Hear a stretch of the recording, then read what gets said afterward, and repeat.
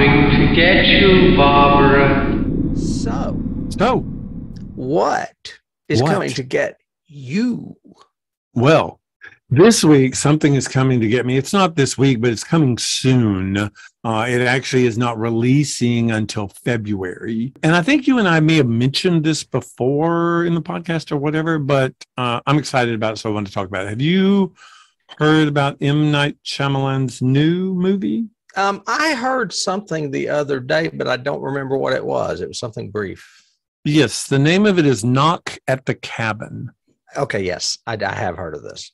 Okay, so do you know what it's about or anything? Well, our listeners, our viewers may not, so let's talk.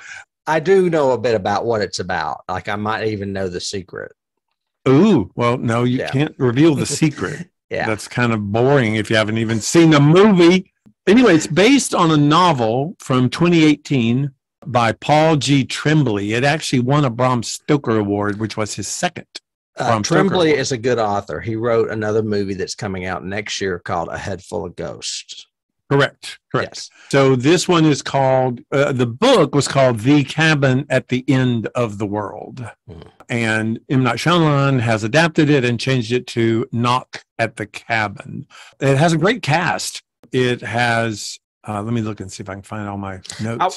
For some reason, I'm wanting to say John Goodman, but it's not him. It's another. It's Ben Aldridge and Jonathan Groff. Jonathan Groff was known to everybody. He's known for us for Manhunter because we like Manhunter. He's known to a lot of other people as he was King George in Hamilton. Yeah, he was in Hamilton. He's more of a stage actor. He was in Spring Awakening. Correct. He's been on my radar for a while because he's gay and kind of handsome. Very handsome and very awesome. And Dave Bautista, who actually... That's who I was thinking of instead of John Goodman. Yes. Yeah. But distributed by Universal. Basically, the story in just a semi-quick nutshell is you have a gay couple who have an adopted daughter. They are going to go have a vacation in the woods at a remote cabin sort of thing. The daughter ends up befriending a gentleman while she's out gathering flowers. The gentleman suddenly shows up at their cabin with three other people, a la Four Horsemen of the Apocalypse, and basically gives them a proposition. According to the trailer, the way the trailer looks, he is so intent on his mission or the mission of these four people and that they have something to do to avert the apocalypse.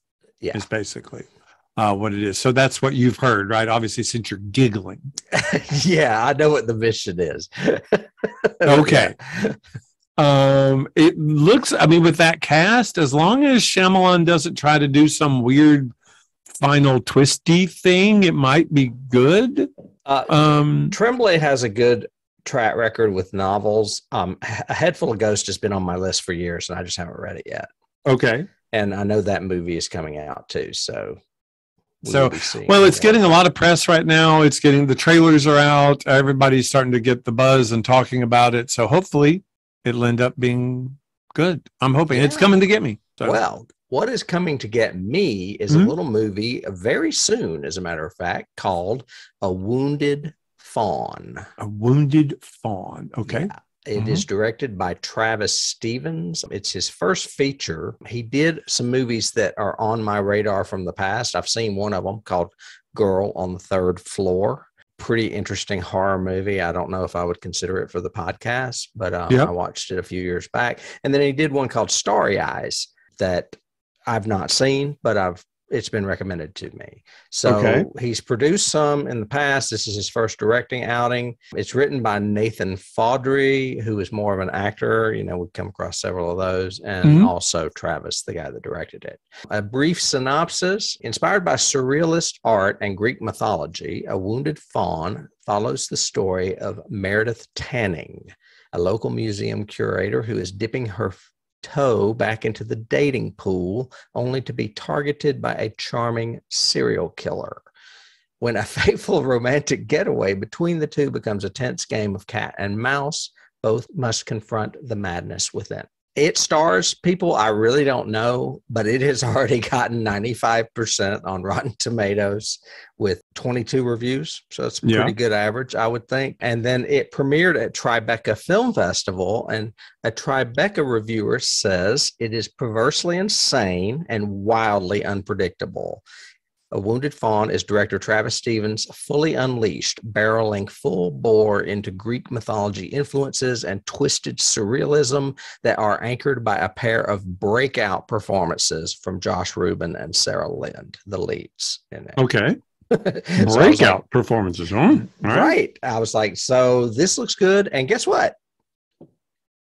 It premieres on Shudder December 1st. No. Yes, it does. Well, I mean, who is the parent company for Shudder? AMC. Okay. Walking Dead and Rise. They're smart.